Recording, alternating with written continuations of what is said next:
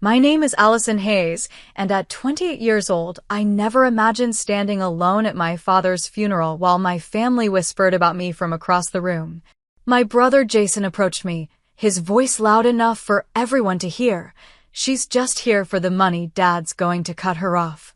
Their laughter cut through me like glass, but nothing prepared me for what happened next. The lawyer entered holding a USB drive, and suddenly my dad's face appeared on the screen. Before I share what he said, where are you watching from? Hit that subscribe button and drop a comment below. You won't believe how my family's smug faces changed when they heard my father's last words. Growing up, my relationship with my father, Robert Hayes, was something I treasured. Dad was a successful real estate developer in Boston, building his company from the ground up after inheriting a small construction business from his father. He worked hard, sometimes too hard, but he always made time for me when I was little. I remember our fishing trips to Cape Cod when I was around 8 years old. Dad would wake me up before sunrise, and we'd pack the truck with our gear. "Ally," he'd say, using his special nickname for me, "the early bird catches the fish." During those quiet mornings on the water, he'd teach me about patience and perseverance. Those were the moments when I felt closest to him. "The business world works the same way as fishing," he once told me. "You need to know where to look, when to wait, and when to reel in your opportunity." Even as a child, I could see how much the family business meant to him. It was his legacy, his life's work. My brother Jason was 5 years older than me, and from my earliest memories, he was always competing for Dad's approval. When I caught my first fish, Jason had to catch two. When I got an A on a test, Jason needed an A+. Dad never seemed to notice this unhealthy competition, or if he did, he never addressed it. In his mind, a little sibling rivalry was probably healthy. "Your brother has a natural head for business," Dad would say whenever Jason showed interest in real estate or brought up the company at dinner. The pride in his voice was unmistakable. "He'll take Hayes Properties to new heights someday." The expectation was clear from an early age. Both Jason and I would eventually join the family business. Dad had mapped out our entire futures. We would both attend his alma mater, Northeastern University, for business degrees. Jason would learn operations and development, while I would handle client relations and marketing. It was all perfectly planned. But art had captured my heart from an early age. My elementary school teachers praised my drawings. In high school, I won several regional competitions. While Jason was reading business journals and tagging along with Dad to construction sites, I was filling sketchbooks and experimenting with different painting techniques. The first major conflict with my father came during my senior year of high school. When college acceptance letters arrived, I chose Rhode Island School of Design over Northeastern. Dad couldn't understand my decision. "Art is a hobby, Allison, not a career," he said during what became a heated argument in his home office. "The family business is your future. It's security. It's what we've been planning for years." "It's what you've been planning," I countered. I never agreed to it. That night marked a turning point in our family dynamic. Jason, ever the opportunist, positioned himself as the loyal child, the one who wouldn't disappoint our father. "Don't worry, Dad," he said at dinner while I sat in silence. "I'll make sure Hayes Properties thrives for another generation." Dad began to grow more distant after that. Our fishing trips stopped. Our conversations became shorter, more formal. He still paid for my education, something I was immensely grateful for, but our relationship had fundamentally changed. There were occasional moments of connection. He attended my first college art exhibition, and I saw a glimpse of pride in his eyes when he saw my work. But those moments became increasingly rare. Jason's manipulation was subtle but effective. He began to control the narrative about me to the rest of the family. To our Uncle Warren and Aunt Patricia, to our cousins, to Dad's business associates, I became the ungrateful daughter who rejected her father's legacy. Jason made sure everyone knew how much this betrayal had hurt Dad. "She doesn't even call him anymore. I overheard Jason telling Uncle Warren at a family Christmas gathering during my sophomore year. The truth was I had called the week before, but Dad hadn't picked up. When I confronted Jason later, he just shrugged. "I'm just telling it like it is, sis. You made your choice." By the time I graduated from art school, the narrative was firmly established. Jason was the devoted son who would carry on the Hayes legacy. I was the daughter who turned her back on the family. And the worst part was, I could see Dad beginning to believe it too. My college years passed in a blur of art studios, exhibitions, and part-time jobs. Despite the growing distance between us, I still made efforts to maintain my relationship with Dad. I'd send him photographs of my artwork, hoping to show him that my choice wasn't a rejection of him, but a pursuit of my own passion. During my junior year, I created a series of abstract paintings inspired by the Boston skyline, Dad's skyline, as I thought of it, since many of those buildings contained his properties. I was thrilled when a local gallery selected the series for exhibition. I sent Dad an invitation, hopeful that seeing my success might help bridge our gap. "I'd love for you to come," I said during our phone call. "The opening is on Friday at 7 p.m. "I'll check my calendar," he replied, his voice carrying that formal tone he'd adopted with me. Jason and I might be closing on the Harborview property that day. I tried not to let my disappointment show. "Well, the exhibition runs for 2 weeks, so maybe another day would work?" "Maybe," he said. "I'll let you know." To my surprise, Dad did show up not on opening night, but the following Tuesday. He arrived alone, without telling me he was coming. The gallery owner recognized him from the photo I kept at my display and called me over. "Your work is interesting," Dad said, studying my largest piece. There was something in his voice I couldn't quite read. "You're clearly talented." It wasn't the enthusiastic approval I'd hoped for, but it was something. We had coffee afterward, and for a brief hour it almost felt like old times. He asked about my classes, my plans after graduation. I asked about the business, about his health. We carefully avoided any contentious topics. As we parted, he awkwardly patted my shoulder. "I'm proud of you for working hard, Allison," he said. "Even if it's not what I would have chosen." That moment gave me hope. Maybe with time, he would fully accept my path. What I didn't know then was that Jason was working diligently to ensure that would never happen. I only discovered the extent of his sabotage years later. After graduation, I moved to New York to pursue my art career. The distance made communication with Dad even more difficult. I'd call on holidays and birthdays, but our conversations remained stilted. Jason, meanwhile, had fully integrated himself into Hayes Properties. According to family updates, he was Dad's right-hand man, involved in every major decision. During one Thanksgiving visit back to Boston, I noticed Dad looking tired. The lines around his eyes had deepened, and he seemed to move more slowly. "Are you feeling okay?" I asked him privately.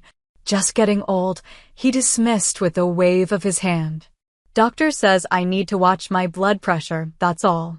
I later learned from Aunt Patricia that Dad had experienced a minor heart scare earlier that year. "Jason's been such a rock," she told me. "Taking on extra work so your father can rest more." The implication was clear. While I was off pursuing my selfish dreams, Jason was selflessly supporting Dad. What Aunt Patricia didn't know, what none of us knew, was that Jason's support included filtering Dad's communications. I sent birthday cards that mysteriously never arrived. I left voicemails that were never returned. I extended invitations to my New York exhibitions that were somehow lost. Jason's methods became more direct as Dad's health continued to decline. During my rare visits home, he would create situations that reinforced his narrative about me. He'd schedule important business meetings on days I was visiting, then act disappointed when Dad chose work over spending time with me.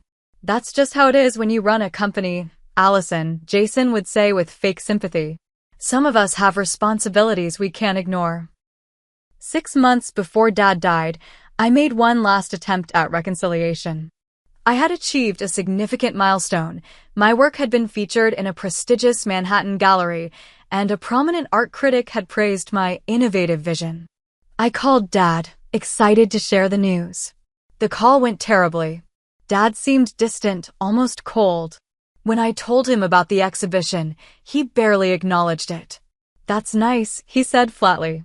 "Jason just secured the largest contract in company history, by the way. The Madison Avenue development."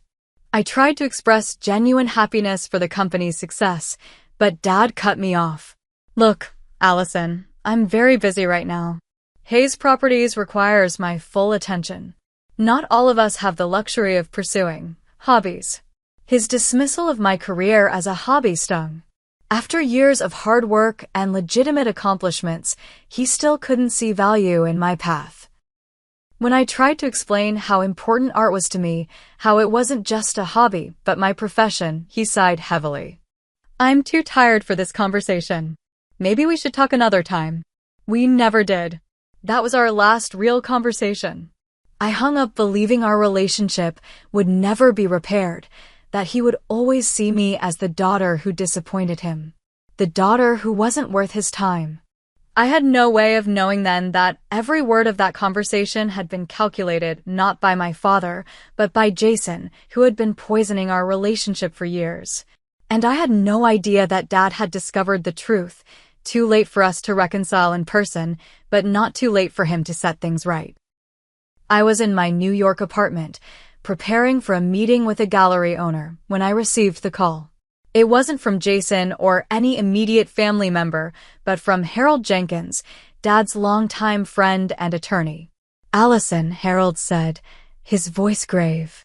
"I'm sorry to inform you that your father suffered a major heart attack last night." My hand gripped the phone tightly. Is he okay?" The pause that followed told me everything before Harold even spoke. "I'm so sorry, Allison. He passed away early this morning. Jason asked me to notify you." Jason asked Harold to call me. My own brother couldn't even pick up the phone to tell me our father had died. I sat down hard on my couch, the room spinning around me. "When did it happen?" I managed to ask. "Around 2 a.m. He was at home. The housekeeper found him when she arrived this morning." I booked the first train to Boston, throwing clothes into a suitcase with shaking hands. During the journey, I called Jason repeatedly. He didn't answer until my fourth attempt. "What is it, Allison?" "I'm dealing with a lot right now," he snapped when he finally picked up. "I'm on my way to Boston," I said, trying to keep my voice steady. "Harold told me about Dad. Why didn't you call me yourself?" "I've been busy making arrangements," he replied coldly. "Someone had to step up." "I would have helped if you'd called me right away." Jason scoffed. "Right.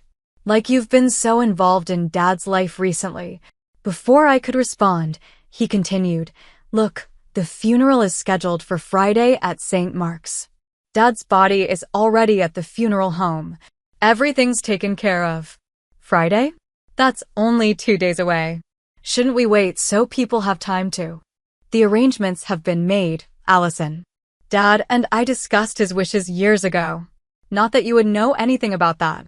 Every conversation with Jason felt like navigating a minefield. I took a deep breath. "Where should I stay?" "Is the house?" "The house is full with Uncle Warren and Aunt Patricia staying there. You should book a hotel." He paused. "And Allison? There's a family gathering tomorrow night before the funeral. Immediate family only." The implication was clear. I wasn't welcome. When I arrived in Boston, I went straight to the funeral home. I needed to see Dad, to say goodbye in my own way. The funeral director led me to a private viewing room where Dad lay in an expensive casket, looking unervingly peaceful in his best suit. "Hi, Dad," I whispered, tears streaming down my face. "I'm so sorry we didn't fix things." I stood there for nearly an hour, talking to him quietly, telling him about my life in New York, all the things I would have shared if we'd had more time. If we hadn't let things fall apart. That night, alone in my hotel room, I called my best friend Megan. They're having a family gathering tomorrow and didn't invite me, I told her, trying not to let my voice break. That's horrible, Megan said. Do you want me to come up for the funeral? You shouldn't have to face this alone. Her offer of support meant everything to me. Could you? I know it's asking a lot.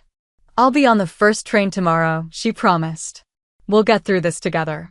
The day of the funeral arrived with appropriately gloomy weather. Megan and I arrived at St. Mark's 30 minutes early, but the front pews were already filled with family and business associates. Jason, seated in the front row with Uncle Warren and Aunt Patricia, didn't even look up when I entered. We found seats near the middle of the church. As more people arrived, I felt their stares, heard their whispers. The narrative Jason had created followed me like a shadow, the ungrateful daughter, the family disappointment, showing up only now that there might be an inheritance to claim. The service itself was elegant and formal, much like my father. The priest spoke of Dad's business accomplishments, his contributions to the community, his dedicated parenting, looking pointedly at Jason during this last part. When it came time for the eulogy, Jason approached the podium with the confident stride of someone who belongs there. His speech painted a picture of a father-son relationship that seemed almost fictional to me, weekend fishing trips that continued into his adulthood, late nights discussing business strategy, Dad proudly watching Jason carry on the family legacy. My father often said that family was everything to him, Jason said, his voice thick with practiced emotion. He believed in loyalty, in showing up for the people you love, in honoring your commitments. The subtext was unmistakable. Every person in that church knew he was contrasting his dedication with my supposed abandonment. Some people, Jason continued, glancing in my direction, choose to abandon their responsibilities, their family legacy. But Dad and I always understood the importance of staying true to your roots. I felt Megan's hand tighten around mine as I struggled to maintain my composure. After the service, people gathered in the church hall for the reception. Several of Dad's business associates approached to offer condolences, though most interactions were brief and awkward. Aunt Patricia hugged me stiffly, then quickly moved on to speak with other guests. I was pouring myself a cup of coffee when Jason approached, flanked by two cousins. Enjoying yourself? He asked, his voice low but carrying enough for nearby guests to hear. It must be nice to show up after years of absence and be treated like family. Jason, this isn't the time or place, I replied, trying to keep my voice steady. We're here to honor Dad. Honor Dad. Jason laughed, the sound sharp and bitter. Is that why you're here? Because from where I'm standing, it looks like you're just here for the money. Dad's going to cut you off, you know. Several heads turned at his raised voice. I felt my face burning with humiliation. You have no idea why I'm here, I said. Don't I? Jason's smile was cruel. You haven't cared about this family for years. You didn't care when Dad needed heart medication. You didn't care when he was working himself to death to maintain the company that would have secured your future too. You only care now that there might be something in it for you. People were openly staring now. I heard someone snicker. Uncle Warren approached, placing a hand on Jason's shoulder. Perhaps Allison should just leave, he suggested, not even addressing me directly. She's not really family anymore, is she? The laughter that followed from several family members nearly broke me. I considered walking out, sparing myself further humiliation. But something kept me rooted to the spot. I owed it to Dad to see this through, despite everything. I'm staying, I said quietly. Whether you like it or not, he was my father too. Jason shrugged dramatically. Suit yourself. But don't get your hopes up for tomorrow. Dad knew who really cared about him in the end. Tomorrow, the will reading. I hadn't even been thinking about the inheritance, but clearly everyone else had been. In their minds, that was the only reason I would have come back, to claim what they believed I didn't deserve. As I walked away, I heard Jason's voice carrying across the room. She'll be singing a different tune tomorrow when she realizes Dad saw through her act years ago. If only I had known then how prophetic those words would be, though not in the way Jason intended. The reception continued like a slow-motion nightmare. People I'd known my entire life either avoided me completely or approached with thinly veiled hostility. My father's business partner of 20 years, Kenneth Sullivan, spoke to me with such forced politeness that it was almost worse than outright rudeness. "Your father was a remarkable man," Kenneth said, glancing repeatedly over my shoulder as if seeking escape. "He built quite a legacy with Jason." "With Jason," I repeated. "Right. The company is in good hands now," he continued, finally meeting my eyes. "Your brother has your father's vision. The transition should be seamless." The message couldn't have been clearer. No one expected me to have any role in Hayes Properties. The succession plan was already established in everyone's minds, and I wasn't part of it. I spotted my cousin Diane, who had been my childhood playmate, speaking with a group near the refreshment table. When she saw me approaching, she whispered something to the others before reluctantly breaking away to greet me. "Allison," she said, her hug so brief it barely qualified as physical contact. "I'm sorry about Uncle Robert." "Thank you," I replied. "How have you been?" "It's been a while." "Fine. Busy with the kids and everything." She glanced back at her group. "Jason mentioned you're living in New York now? That must be interesting." "It is. I've been building my career as an artist. I actually have a gallery show next month that—" "Oh, that's nice," Diane interrupted, clearly uninterested. "Must be fun to follow your dreams while Jason's been here handling everything." She didn't even try to hide her judgment. "Excuse me, I should check on my husband." Before I could respond, she was gone. I stood alone again, feeling increasingly like an unwelcome intruder at my own father's funeral. I found Megan by the windows, mercifully alone.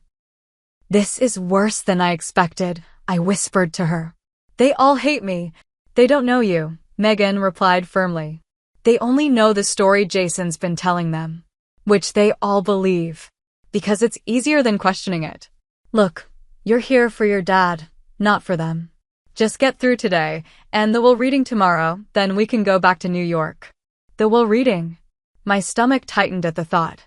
If the funeral was this bad, how much worse would tomorrow be? Based on Jason's confidence, I fully expected to be publicly disinherited, providing the final confirmation of Dad's disappointment in me. I was lost in these thoughts when I heard Jason's voice, louder than appropriate for the setting, clearly meant to carry. "I still can't believe she had the nerve to show up today," he was saying to Uncle Warren and two men I recognized as board members of Hayes Properties, after how she broke Dad's heart, refusing to even visit when he was sick. I felt a flash of indignation. I hadn't known Dad was seriously ill, no one had told me, but before I could decide whether to confront him, Jason continued. "Well, she's in for a surprise tomorrow," he said with a smirk. Dad updated his will last year after she refused to come home for his birthday. He finally realized she didn't deserve any part of what he built. One of the board members noticed me standing nearby and nudged Jason, who turned with exaggerated surprise. "Oh, Allison. Didn't see you there," he said, not even attempting to sound sincere. "We were just discussing tomorrow's meeting with the lawyer." "You're planning to attend, aren't you?" His tone made it clear he expected, hoped, even that I would slink away to avoid the public humiliation he believed awaited me. "Of course I'll be there," I replied, struggling to keep my voice steady. Jason smiled coldly. "Excellent. It should be enlightening for everyone." Uncle Warren didn't even attempt to hide his disdain. "I don't know why you're bothering, Allison. Robert made his feelings quite clear while he was alive." "Did he?" I asked, suddenly wondering if I'd missed something important. "What exactly did he say?" "That's between him and the family members who actually stayed in touch," Warren replied. "Maybe if you'd picked up the phone more often in the last few years, you'd know." I felt my face flush with anger and shame. I tried to stay in touch. "It's not as simple as you're making it sound." "Never is with you, is it?" Jason interjected. "Always an excuse. Always someone else's fault. Dad got tired of it, Allison."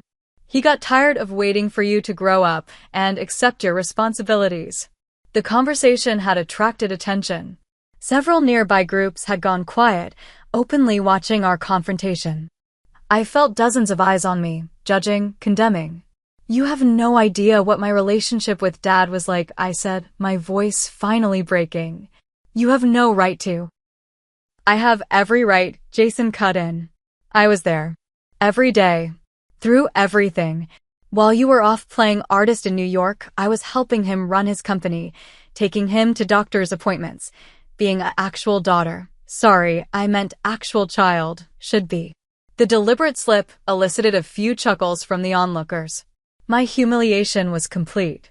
I stood there, fighting back tears, as Jason smiled triumphantly. Face it, Allison. You're just here for the money. Dad's going to cut you off. Everyone here knows it. You know it. Tomorrow we'll just make it official. I wanted to run. Every instinct screamed at me to flee this horrible place, these horrible people who had accepted Jason's version of reality without question. But leaving would only confirm their beliefs about me. Despite the burning humiliation, despite the tears I could barely hold back, I stood my ground. I guess we'll all find out tomorrow, won't we? I managed to say before walking away with as much dignity as I could muster. Megan found me in the church's small garden, finally allowing myself to cry. Those people are toxic, she said, sitting beside me. Jason has them all completely fooled. Maybe he's right, I whispered, doubt creeping in. Maybe I should have tried harder with Dad. Maybe I don't deserve anything. That's ridiculous, Megan said firmly. Your brother is manipulative and cruel. And whatever happens tomorrow with the will, you know your worth. Your father's money doesn't define your value, Allison. She was right, of course. But as we left the reception, I couldn't help feeling that tomorrow's will reading would be the final verdict on my relationship with my father, a public confirmation of his disappointment in me. I had no idea then that Dad had left a very different message for me and for everyone else. The next morning dawned with the same gray skies that had hung over the funeral. I dressed carefully in a simple black dress, trying to prepare myself mentally for what was to come. Megan had offered to accompany me to the will reading, but I declined. This was something I needed to face alone. Call me the second it's over, she insisted as I left the hotel. No matter what happens. I promised I would, though I expected to be making that call in tears. The law offices of Jenkins, Baxter, and Wright occupied the top floor of one of Dad's downtown properties, a detail that felt like salt in the wound as I rode the elevator upward. Harold Jenkins, Dad's friend and attorney, had been handling the family's legal affairs for over 30 years. He would be the one to deliver what I assumed would be my final disappointment from my father. When I arrived, the conference room was already filled with family members and key business associates. Jason sat at the head of the table, already positioning himself as the new patriarch of the Hayes family. Uncle Warren and Aunt Patricia sat to his right, with the company's CFO and 2 board members adjacent. They were all engaged in comfortable conversation, the atmosphere almost celebratory. The chatter died down when I entered. Jason looked up with an expression of mock surprise. Allison, you actually came. He gestured to an empty chair at the far end of the table. We saved you a seat. The seating arrangement wasn't subtle, me, isolated at the foot of the table, while Jason commanded the head position. I took my assigned place without comment, ignoring the whispers and glances. I was just telling everyone about the Madison Avenue project, Jason continued. The one Dad and I worked on in his final months. It's going to revolutionize that whole neighborhood. The implication was clear. This was a family business discussion that didn't concern me. I remained silent, counting the minutes until this ordeal would be over. At precisely 10 a.m., Harold Jenkins entered the conference room.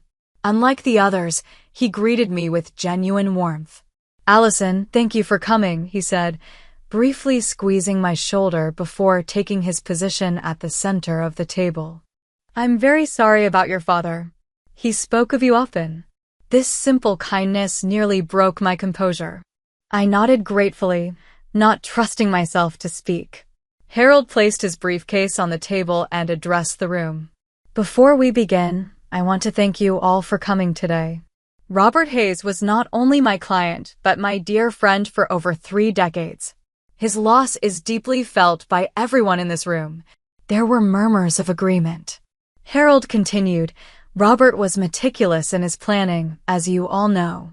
He left very specific instructions about how today should proceed. Jason leaned forward, his expression confident. We're all eager to respect Dad's wishes and move forward with the transition he planned. Harold nodded, but his expression remained neutral. Robert's instructions for this reading are somewhat unconventional. He prepared a video statement to accompany the formal document. This announcement was met with confused looks. Video wills weren't unheard of, but they weren't common practice either, especially for someone as traditionally minded as my father. A video? Jason asked, a flicker of uncertainty crossing his face for the first time. He never mentioned that to me. Robert recorded it privately about 3 months ago, Harold explained. He was very specific that it should be viewed before the written provisions are discussed. I watched Jason's reaction carefully. The confidence that had radiated from him all morning seemed to waver slightly. He recovered quickly, but I had seen it, a moment of genuine surprise, perhaps even concern. Well, let's get on with it then, Jason said with forced casualness. I'm sure Dad just wanted to add a personal touch to his formal wishes. Harold nodded to his assistant, who had entered with a laptop and projector. We'll display the video on the screen at the end of the table. As the equipment was set up, the atmosphere in the room shifted. What had felt like a formality, a public confirmation of decisions already made, now held an element of unpredictability. I noticed Jason whispering intensely to Uncle Warren, whose expression grew increasingly concerned. Robert was very explicit that everyone listed in the will be present for this video, Harold said, consulting a paper from his briefcase. Let me confirm attendance. He read through a list of names, checking off each person as they acknowledged their presence. When he finished, he nodded satisfactorily. Excellent. We're all here. He turned to his assistant. We're ready to begin. The lights dimmed slightly and Harold inserted a USB drive into the laptop. After a moment of technical adjustments, the projector illuminated the screen. And there was my father. The sight of him healthy, composed, alive, hit me like a physical blow. He sat at his desk in the home office, wearing the navy blue suit he reserved for important meetings. His silver hair was neatly combed, his expression serious but calm. He looked directly into the camera, creating the unsettling illusion that he was looking at each of us in the room. The conference room fell completely silent. Even Jason seemed momentarily stunned by this posthumous appearance of our father. Hello, everyone, Dad began, his voice so familiar it made my throat tighten with grief.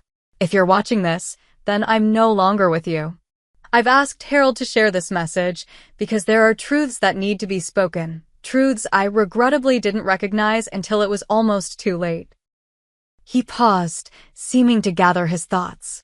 I glanced around the table and noticed that everyone was leaning forward slightly, hanging on my father's every word. What I'm about to say will surprise many of you, Dad continued. It will upset some of you. But before I leave this world, I need to set the record straight. I felt a strange sensation in my chest, not quite hope, but something adjacent to it. My father's expression had softened, and for a brief moment, I saw a glimpse of the Dad I remembered from those early fishing trips. The Dad who had loved me unconditionally before everything changed. This is primarily a message about truth, he said. About family. About betrayal and forgiveness. His eyes seemed to look directly at me. And about second chances that come too late, but perhaps not too late to make right.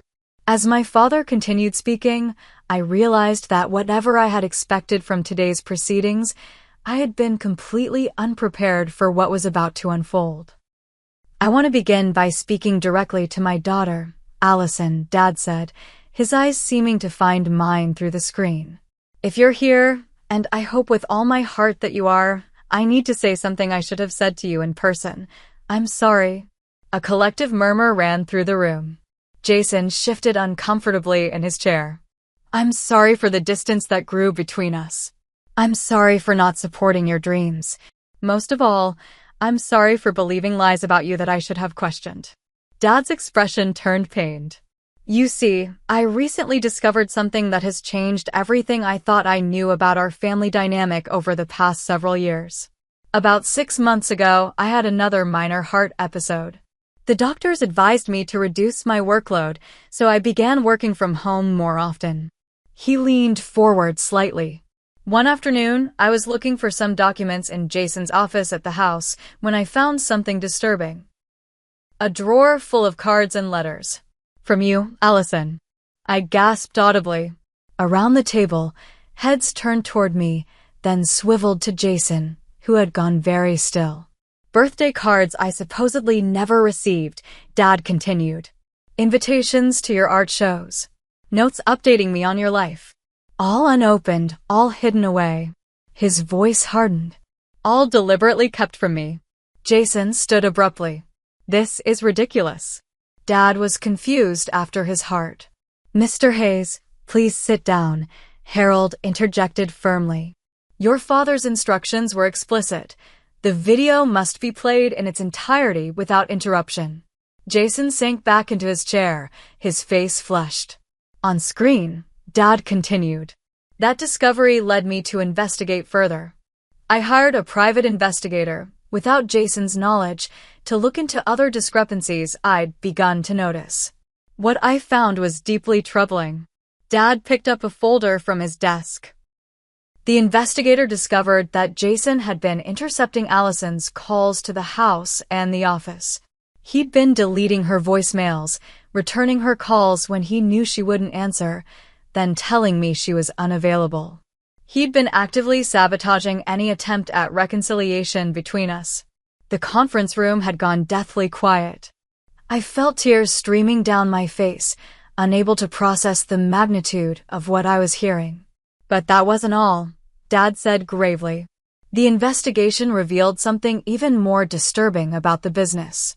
Jason had been engaging in questionable practices that go against everything Hayes Properties stands for.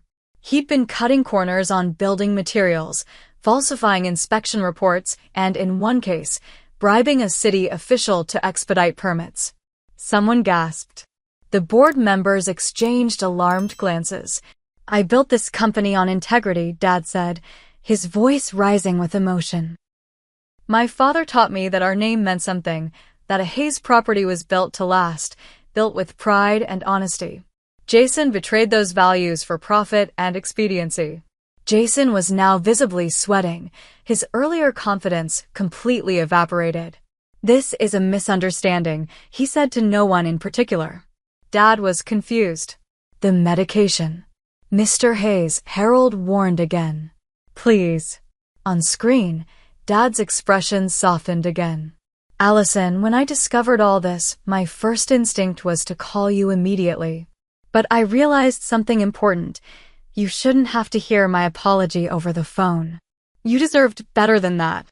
I made arrangements to come to New York, to see your life there, to meet you on your terms. My heart clenched painfully. But you never came, I whispered. As if hearing me, Dad continued. I had planned to visit you the week after that final call, the one where I was so distant. That call wasn't what you thought. I was distant because I was angry not at you, but at Jason and at myself for being so blind for so long.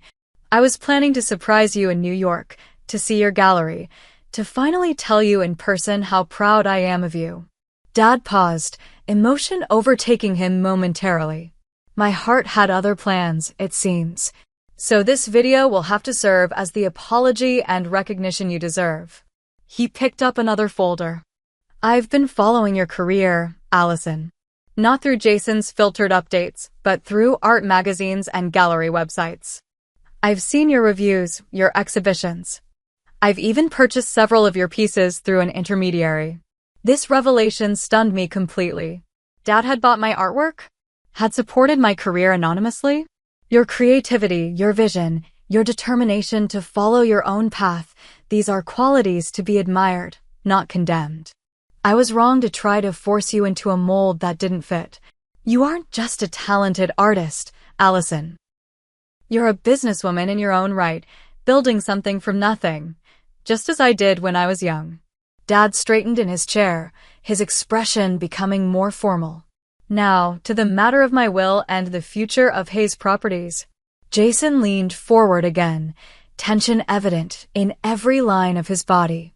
Given what I've discovered about Jason's business practices and his deliberate deception regarding Allison, I cannot in good conscience leave the company solely in his hands.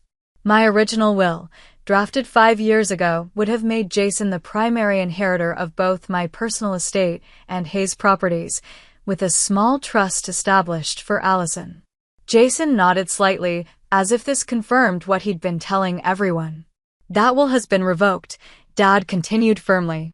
In its place, I have established the following provisions. The room went completely still. I could almost hear hearts beating in the silence.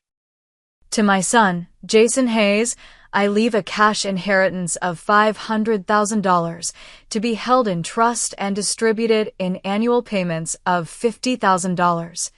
Contingent upon his cooperation with the ethics investigation I have initiated at Hayes Properties and his completion of a business ethics program at Northeastern University. Jason's face drained of color. What? He whispered hoarsely. To my daughter, Allison Hayes, I leave my personal residence and its contents, my personal investment portfolio, and 51% ownership of Hayes Properties. The room erupted in shocked exclamations. Uncle Warren actually stood up in protest before Harold motioned him firmly back to his seat. On screen, Dad continued calmly through the uproar. Allison's artistic vision and ethical foundation make her the ideal person to guide Hayes Properties into the future. She may choose to take an active role in management or to serve as chairperson of the board while continuing her artistic career. That will be her decision. I couldn't breathe. This couldn't be happening. After years of believing Dad had rejected my choices, he was not only affirming them but entrusting me with his life's work. The remaining 49% of company shares will be distributed among the current board members and senior management, with specific allocations detailed in the written will, Dad explained. I've also established a foundation in my name to support arts education in Boston, to be directed by Allison. Dad looked directly into the camera again. I know this comes as a shock to everyone, particularly to Jason. Son, I hope that in time you will understand that this decision comes from love for you, for Allison, and for the company that bears our name.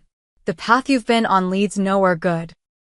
My hope is that these provisions will guide you back to the values I tried to instill in you. Jason stood suddenly, knocking his chair backward. This is insane. He was manipulated. I'll contest this. I anticipated that reaction, Dad said, almost as if responding directly to Jason's outburst. Harold has comprehensive documentation of everything the investigation uncovered, including recorded conversations, falsified documents, and financial records. Contesting the will would only result in making this information public, possibly leading to criminal charges. Jason fell silent, his face a mask of fury and disbelief. Allison, Dad continued, his voice softening again. I know this is an enormous responsibility that you never asked for.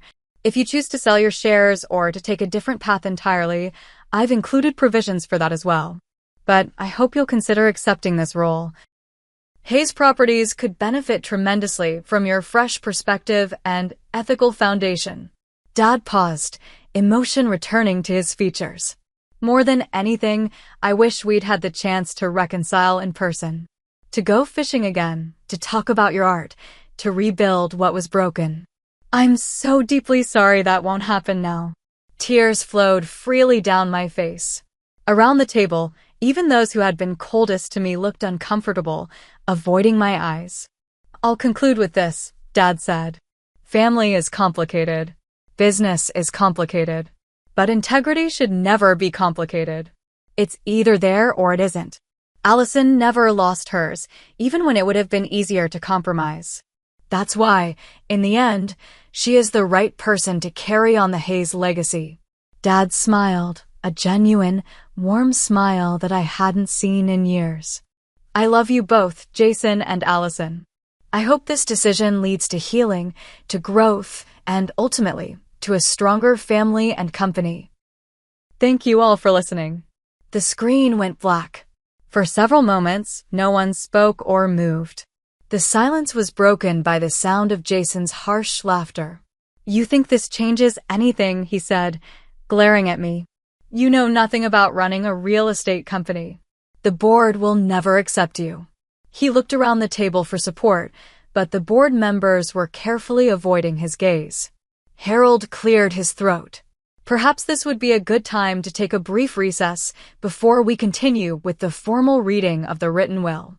There are additional documents and evidence that Mr. Hayes instructed me to share regarding the investigation he mentioned. Jason stormed out without another word. Most of the others followed, murmuring among themselves, casting uncertain glances in my direction.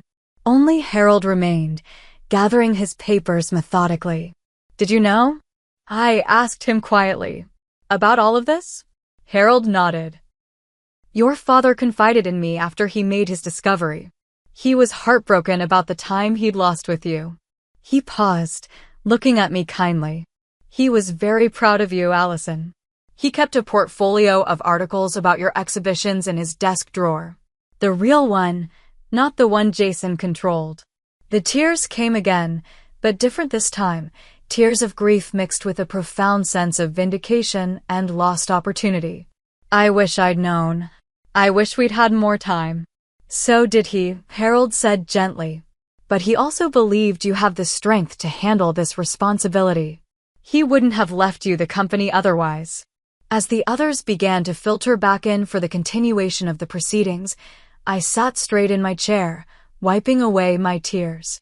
The path ahead would be challenging, a company to learn, a brother to deal with, a legacy to honor.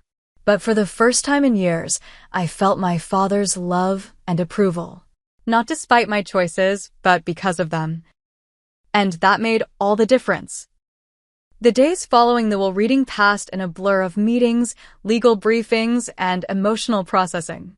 Jason, true to his nature, immediately hired an attorney to contest the will, but Harold was prepared. The evidence my father had collected was comprehensive and damning. After a brief but intense legal battle, Jason withdrew his challenge, accepting the terms as written. I hadn't seen or spoken to him since he stormed out of the conference room. Harold informed me that Jason had moved out of Dad's house, my house now, and taken an extended vacation abroad. I couldn't help but feel a complex mixture of anger, pity, and lingering familial attachment. Despite everything he'd done, he was still my brother, the little boy who had once built sandcastles with me on Cape Cod beaches. My first major decision was whether to relocate back to Boston or attempt to manage the company remotely from New York. After careful consideration and discussions with Harold and the board, I decided to move back temporarily, at least until I got a handle on the business and established a management structure I trusted. The company transition wasn't seamless. Several longtime employees who were loyal to Jason resigned. Others were skeptical of my leadership, questioning what an artist could possibly know about real estate development. I faced these challenges head-on, approaching the business with the same dedication I'd given to my art career. I'm not pretending to be an expert in real estate, I told the assembled employees during my first company-wide meeting.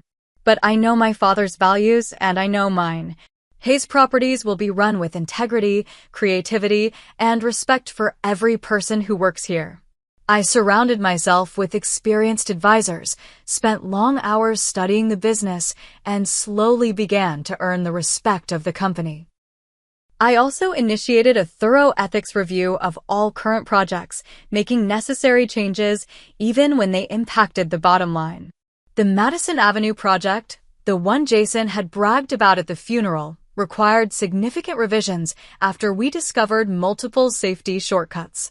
The additional costs cut into profits, but the resulting building was something we could all be proud of. At the ribbon-cutting ceremony 6 months after Dad's death, I felt his presence strongly, approving of the difficult but right decisions. Gradually, family members began to reach out. The first was my cousin Diane, who called hesitantly one afternoon. "I owe you an apology," she said without preamble. "I believed Jason's version of things without ever asking for yours." "That wasn't fair."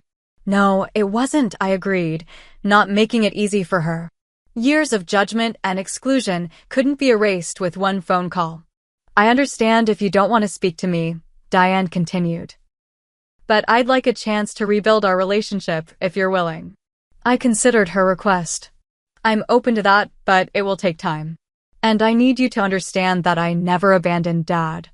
I never stopped caring about this family." "I know that now," she said quietly. "We all do." Similar conversations followed with Uncle Warren, Aunt Patricia, and other extended family members. Some were sincere in their remorse. Others seemed more interested in maintaining connections to the family business than in genuine reconciliation. I welcomed the former while maintaining healthy boundaries with the latter. One of my most meaningful discoveries came when I finally moved into Dad's house. In his study, behind a false panel in the bookcase that I remembered from childhood treasure hunts, I found a collection of my artwork. Not just the pieces he'd purchased anonymously, but photographs of my student work, newspaper clippings about exhibitions, even a framed copy of my art school diploma. Alongside these treasures was a leather-bound journal. Opening it with trembling hands, I found entries dating back years, chronicling Dad's thoughts about the business, about Jason, and about me. The early entries reflected his disappointment in my career choice, but as time passed, his tone changed. Saw Allison's new exhibition online today. Read an entry from 2 years before his death. Her work is getting attention from serious critics. There's a depth to her paintings that reminds me of how she used to see the world as a child, always noticing things the rest of us missed. I wish I could tell her how proud I am, but the distance between us now feels unbridgeable. Jason says she doesn't return his calls either. I wonder if she's truly moved on from this family. Later entries became more questioning, showing the first seeds of doubt about Jason's narrative. The final entries documented his shocking discoveries and his determination to make things right. The private investigator confirmed my worst fears today. He wrote 3 months before his death.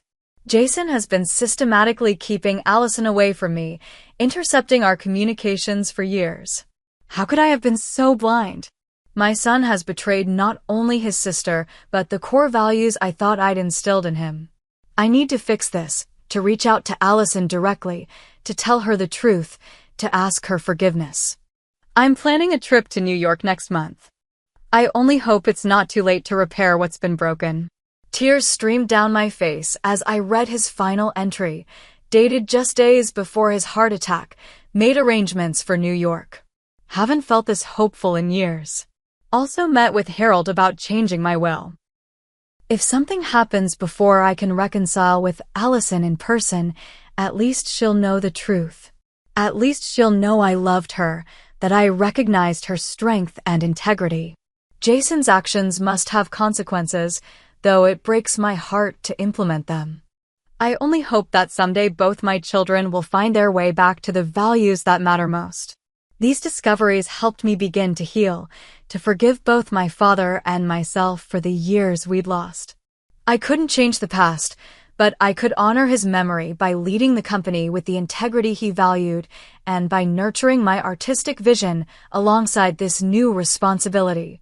6 months after taking over Hayes Properties, I launched the Robert Hayes Foundation for Arts Education, using company profits to fund art programs in Boston's underserved schools. For the foundation's inaugural exhibition, I displayed my new series of paintings inspired by the fishing trips of my childhood, alongside a carefully curated selection of emerging local artists. The exhibition opening was well attended by both the art community and the business world. As I stood addressing the crowd, I felt a sense of integration between these two aspects of my life that had once seemed irreconcilable. My father taught me two important lessons, I told the assembled guests. First, that integrity is non-negotiable. And second, that sometimes the most valuable perspective comes from stepping away and seeing things differently. That's what art does for us. It challenges us to see the world through new eyes. The Robert Hayes Foundation aims to give that gift to the next generation. After the speeches, as guests mingled and admired the artwork, Harold approached me with a gentle smile. "Your father would be incredibly proud," he said, glancing around at the exhibition. "You've managed to honor both his legacy and your own vision. Not many people could navigate that balance so gracefully." "I wish he could see it," I replied, the familiar ache of loss momentarily sharpening. "In some ways, I think he did see it," Harold said thoughtfully. "He recognized your potential long before any of us.